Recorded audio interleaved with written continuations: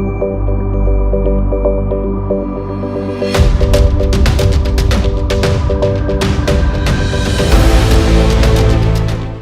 The angle में आप सभी का स्वागत है। मैं हूं आपके साथ नीतू शर्मा। सबसे पहले एक नजर सुर्खियों पर।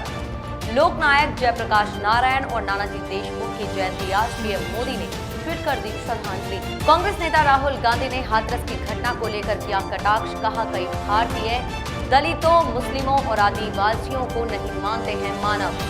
अंतर्राष्ट्रीय बालिका दिवस आज सीएम अशोक गहलोत ने किया ट्वीट। कहा, लैंगिक असमानता के खिलाफ जागरूकता बढ़ाने की आवश्यकता। राज्य निर्वाचन आयोग ने किया नगर निगमों के चुनावों की तारीखों का ऐलान। 2 चरणों में होगा मतदान। अमेरिकी राष्ट्रपति डोनाल्ड ट्रंप ने कोरोना इलाज के बाद अस्पताल से लौटते ही चीन पर निशाना साधा है। ट्रंप ने व्हाइट हाउस से लोगों को संबोधित करते हुए कहा, अमेरिकी वैज्ञानिकों और दवाइयों की ताकत से हम लोग चीन के वायरस को हमेशा के लिए मिटा देंगे। ट्रंप कोरोना वायरस से संक्रमित होने के बाद 3 दिनों तक अस्पताल में भर्ती रहे। अस्पताल से लौटने के बाद राष्ट्रपति पहली बार जनता के सामने आए। इस दौरान व्हाइट हाउस की बालकनी से सैकड़ों की संख्या में आए मेहमानों से ट्रंप ने कहा, मैं आप सभी की दुआओं के लिए शुक्रिया अदा करना चाहता हूं। इस कार्यक्रम का आयोजन इसलिए किया गया था ताकि लोगों को यह लगे कि राष्ट्रपति ट्रंप कोविड-19 से पूरी तरह ठीक हो चुके हैं। साथ ही वह डेमोक्रेटिक पार्टी के उम्मीदवार जो बिडेन का सामना करने के लिए पूरी तरह से तैयार हैं। प्रधानमंत्री नरेंद्र मोदी ने आज लोकनायक जयप्रकाश नारायण और नानाजी देशमुख की जयंती पर उन्हें ट्वीट कर श्रद्धांजलि दी। प्रधानमंत्री ने ट्वीट कर कहा, मैं लोकनायक जेपी के आगे उनकी जयंती पर शीश झुकाता हूं। वह भारत की आज़ादी के लिए बहादुरी से लड़े और जब हमारी लोकतांत्रिक परंपराएं खतरे में थी तो उन्होंने उनकी रक्षा के लिए एक जन आंदोलन चलाया। उनके लिए राष्ट्रहित और लोक कल्याण से ऊपर कुछ नहीं था। पीएम ने देशमुख के लिए लिखा, महान नानाजी देशमुख लोकनायक जेपी के परम शिष्यों में से एक थे। उन्होंने जेपी के विचारों और आदर्शों को लोकप्रिय बनाने के लिए अथक परिश्रम किया। ग्रामीण विकास के प्रति उनका काम हमें प्रेरित करता है। मोदी सरकार ने 2019 में देशमुख को भारत रत्न से सम्मानित किया था। कांग्रेस के पूर्व अध्यक्ष राहुल गांधी ने हाथरस की घटना को लेकर कहा है कि कई भारतीय आदिवासी, दलित और मुस्लिमों को मानव नहीं मानते हैं। यह बहुत शर्मनाक बात है। यह बातें उन्होंने आज एक ट्वीट में कही। इसके साथ ही उन्होंने एक वेबसाइट का लेख साझा किया है जिसमें बताया गया है कि पीड़िता दर्द से कराहते हुए बार बार कह रही थी कि उसके साथ दुष्कर्म किया गया है। राहुल गांधी ने कहा, शर्मनाक सच्चाई यह है कि कई भारतीय दलित, मुस्लिम और आदिवासियों को मानव नहीं मानते हैं। मुख्यमंत्री और उनकी पुलिस का कहना है कि किसी के साथ दुष्कर्म नहीं हुआ है क्योंकि उनके लिए और कई अन्य भारतीयों के लिए वह कोई नहीं थी। राहुल ने जिस लेख को साझा किया है उसमें बताया गया है कि कैसे पीड़िता ऊंची जाति के पड़ोसियों द्वारा अपने साथ जबरदस्ती किए जाने के बारे में बता रही थी। बसपा सुप्रीमो मायावती ने राजस्थान में बढ़ते अपराधों को लेकर कांग्रेस सरकार पर निशाना साधा है। उन्होंने अपने ट्वीट में लिखा कि यूपी की तरह राजस्थान प्रदेश में भी कांग्रेसी राज में वहां हर प्रकार के अपराध व उनमें खासकर निर्दोषों की हत्या, दलित एवं महिलाओं का उत्पीड़न आदि चरम सीमा पर है। अर्थात यहाँ भी कानून का नहीं बल्कि जंगल राज चल रहा है। अति शर्मनाक व अति चिंताजनक। लेकिन यहाँ कांग्रेसी नेता अपनी सरकार पर शिकंजा कसने की बजाय खामोश हैं। इससे यह लगता है कि यूपी में अभी तक जिन भी पीड़ितों से ये मिले हैं तो यह केवल इनकी वोट की राजनीति है, वह कुछ भी नहीं। जनता ऐसी ड्रामेबाजियों से सतर्क रहे, बीएसपी की यह सलाह।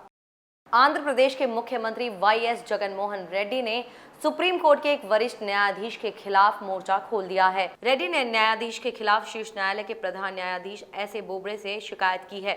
मुख्यमंत्री ने सुप्रीम कोर्ट के जज के खिलाफ कई आरोप लगाए हैं। उन्होंने अपने आरोप में कहा कि न्यायाधीश तेलुगु देशम पार्टी के लिए काम कर रहे हैं और राज्य के मुख्यमंत्री एवं विपक्ष के नेता चंद्रबाबू नायडू के काफी करीबी हैं।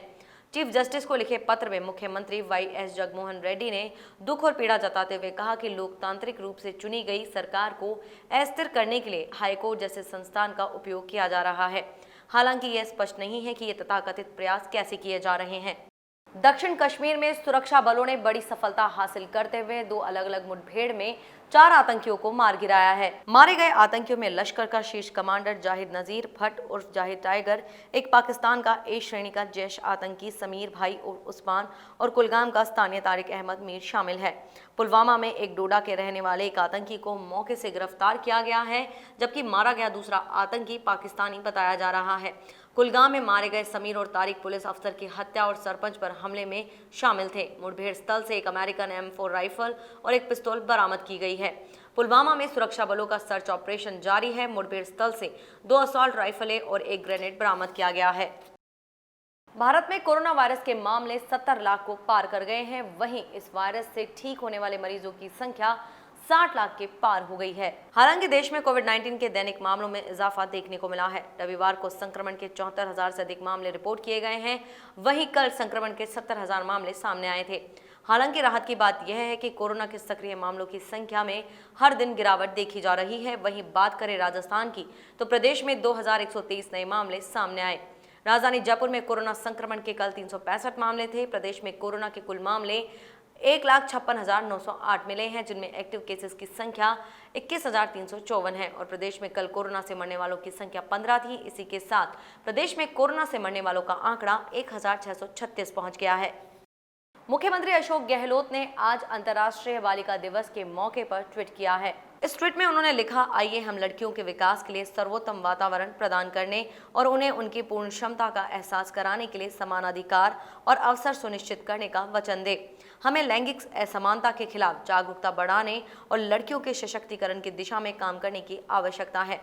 सीएम अशोक गहलोत महिला सशक्तिकरण के लिए हमेशा ही तत्पर रहे हैं। राज्य निर्वाचन आयोग ने प्रदेश के 6 नवगठित नगर निगमों के सभी 560 वार्डों में होने वाले चुनाव कार्यक्रमों की घोषणा कर दी है। कोरोना संक्रमण को देखते हुए मतदान 2 चरणों में 29 अक्टूबर व 1 नवंबर को कराया जाएगा। 3 नवंबर को सुबह 9 बजे से मतगणना करवाई जाएगी। महापौर का चुनाव 10 नवंबर और उप महापौर का चुनाव 11 नवंबर को होगा। पहले चरण में जयपुर हेरिटेज, जोधपुर उत्तर एवं कोटा उत्तर चुनाव करवाए जाएंगे, जबकि दूसरे चरण में जयपुर ग्रेटर, जोधपुर दक्षिण व कोटा दक्षिण में चुनाव करवाए जाएंगे। चुनाव आयुक्त पीएस मेहरा ने बताया कि कोरोना महामारी को देखते हुए आयोग ने इन चुनावों के लिए विशेष गाइडलाइन जारी की है। आज रवि पुष्य योग बना है, जो कि खरीदारी के साथ साथ साधना के लिए भी सर्वश्रेष्ठ संयोग है। विवाह को छोड़कर समस्त मांगलिक कार्यों के शुभारंभ के लिए यह योग उत्तम माना गया है। नए व्यवसाय की शुरुआत रवि पुष्य योग में करना श्रेष्ठ बताया गया है। इस योग में खरीदारी बहुत शुभ फलदायी होती है। पुष्य नक्षत्र पर राजधानी जयपुर के गणेश मंदिरों में गणेश जी का अभिषेक हुआ।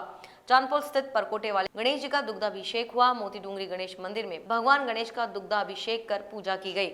आज आईपीएल में राजस्थान रॉयल्स और सनराइजर्स हैदराबाद के बीच मुकाबला होगा। लगातार 4 हार से परेशान राजस्थान रॉयल्स को अपने ऑलराउंडर बेन स्टोक्स की कमी खल रही है। सनराइजर्स हैदराबाद के खिलाफ होने वाले मुकाबले में उनकी वापसी से टीम को जीत की राह मिलने की उम्मीद है। रॉयल्स ने 2 जीत के बाद लगातार 4 मैचों में पराजय का सामना किया है। दूसरी ओर सनराइजर्स ने लगातार पराजयों के बाद सलामी बल्लेबाज जॉनी बेयरस्टो और स्पिनर राशिद खान के उम्दा प्रदर्शन से किंग्स 11 पंजाब को 3 विकेट से हराया। वहीं सनराइजर्स ने 6 में से 3 मैच जीते और वह 5वें स्थान पर है। ये थी इस बुलेटिन की तमाम बड़ी खबरें। देखते रहिए द एंगल। नमस्कार।